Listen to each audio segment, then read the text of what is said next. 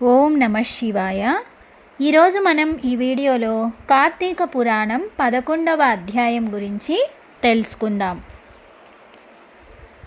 వశిష్ఠ మహాముని జనక మహారాజుకు ఈ కార్తీక పురాణాన్ని చెప్పుచూ ఉండెను.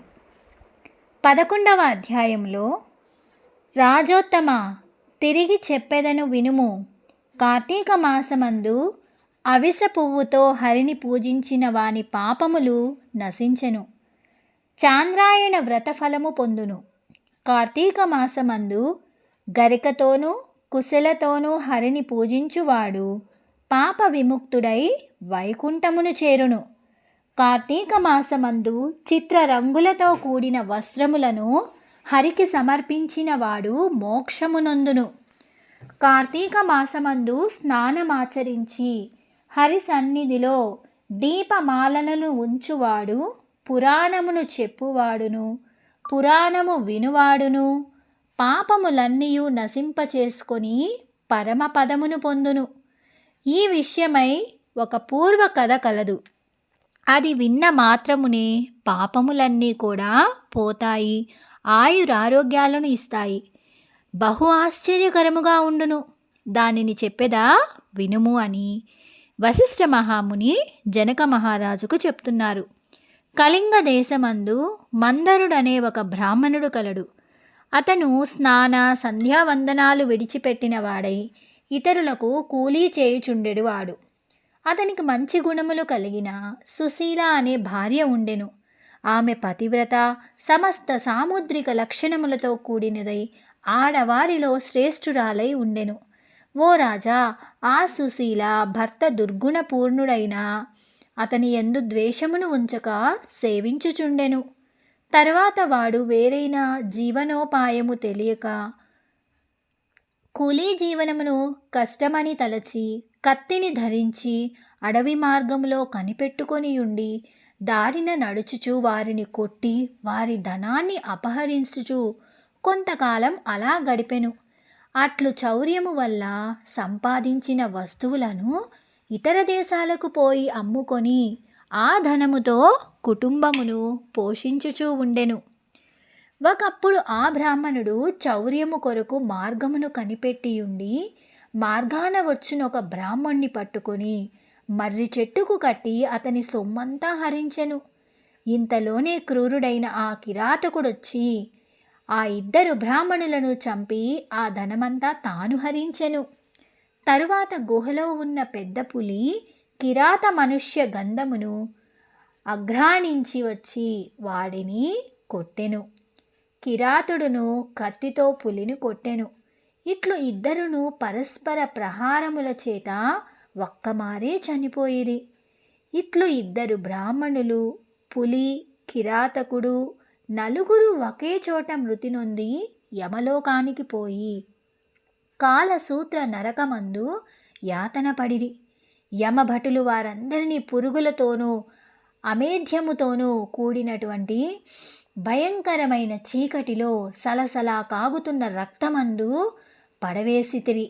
జనక మహారాజా, ఆ బ్రాహ్మణుని భార్య సమస్త ధర్మాలను ఆచారవంతురాలై హరిభక్తియుతయై సజ్జన సహవాసమును చేయుచు నిరంతరం భర్తను ధ్యానించుచూ ఉండెను.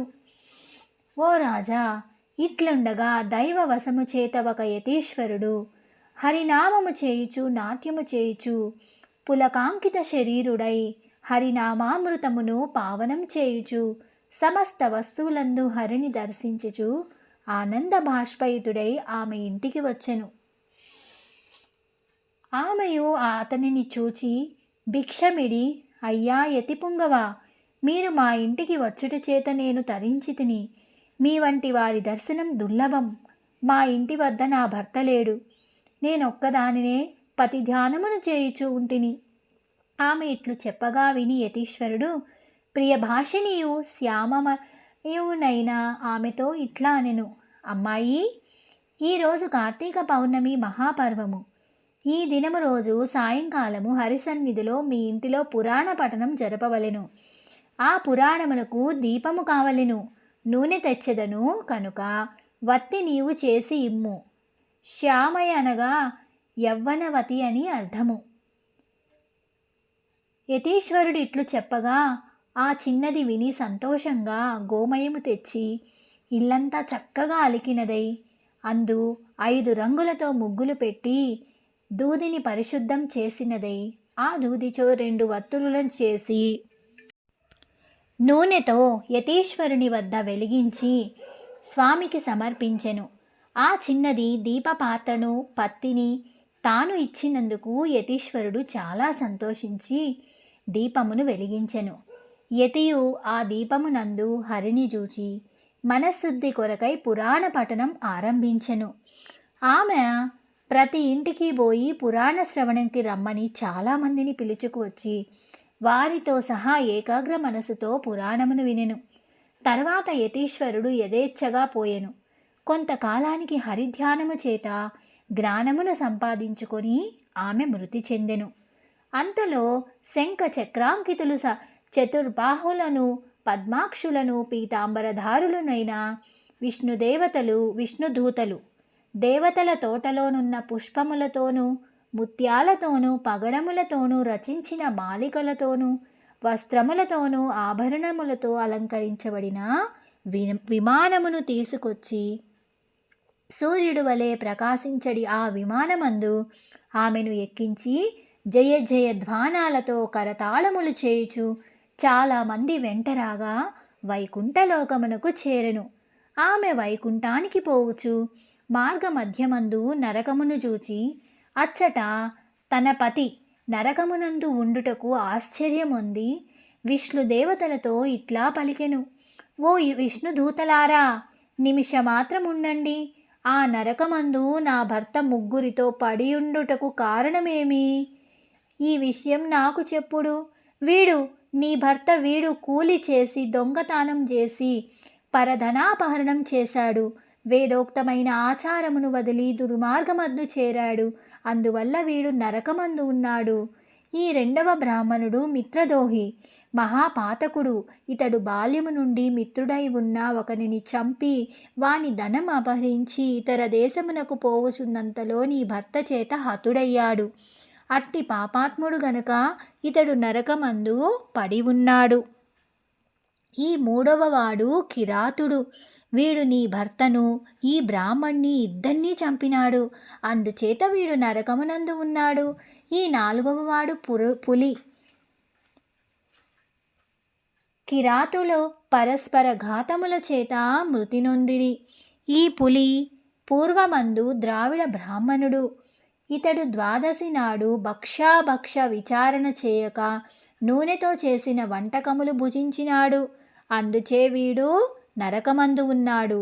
ఇట్లు 4 నరకమందు యాతనలు పొందుచున్నాడు. ద్వాదశి నాడు నేయి వాడవలెను, నూనె వాడకూడదు.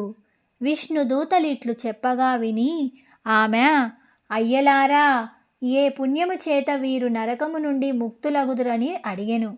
ఆ మాటలు విని దూతలిట్లనిరి, అమ్మా, కార్తీక మాసమందు నీ చేత చేయబడిన పుణ్యమందు పురాణ శ్రవణ ఫలము నీ భర్తకిమ్ము. దానితో వాడు విముక్తుడవుతాడు.